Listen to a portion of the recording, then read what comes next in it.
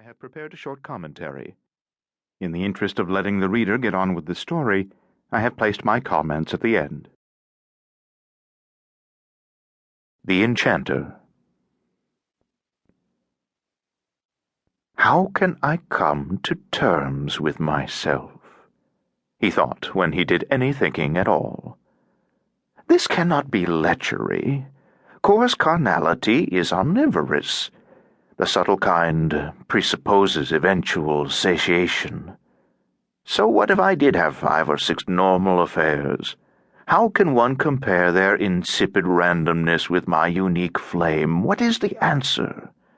It certainly isn't like the arithmetic of Oriental debauchery, where the tenderness of the prey is inversely proportional to its age. Oh, no.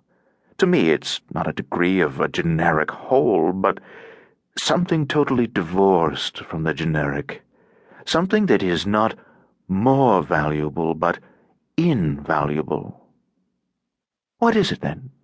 Sickness? Criminality?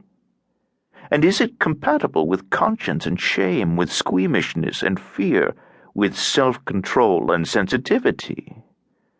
For I cannot even consider the thought of causing pain or provoking unforgettable revulsion. Nonsense, I'm no ravisher.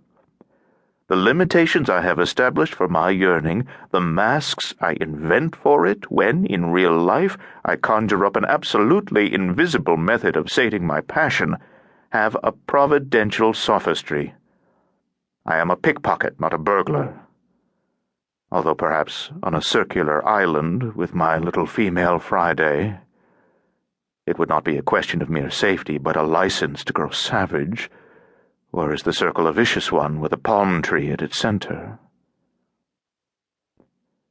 Knowing rationally that the Euphrates apricot is harmful only in canned form, that sin is inseparable from civic custom, that all hygienes have their hyenas, knowing, moreover, that this self-same rationality is not averse to vulgarizing that to which it is otherwise denied access, I now discard all that and ascend to a higher plane.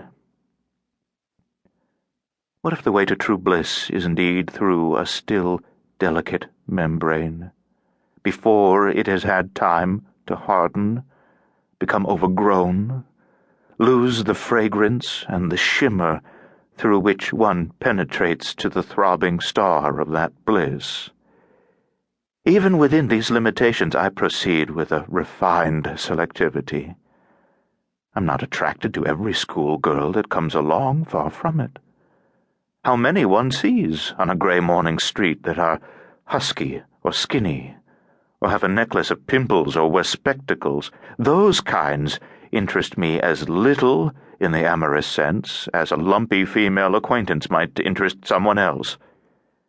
In any case, independently of any special sensations, I feel at home with children in general, in all simplicity.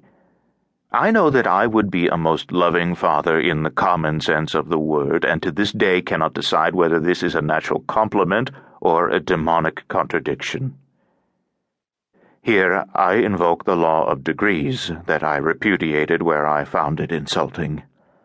Often I have tried to catch myself in the transition from one kind of tenderness to the other, from the simple to the special, and would very much like to know whether they are mutually exclusive, whether they must, after all, be assigned to different genera, or whether one is a rare flowering of the other on the Walpurgis night of my murky soul.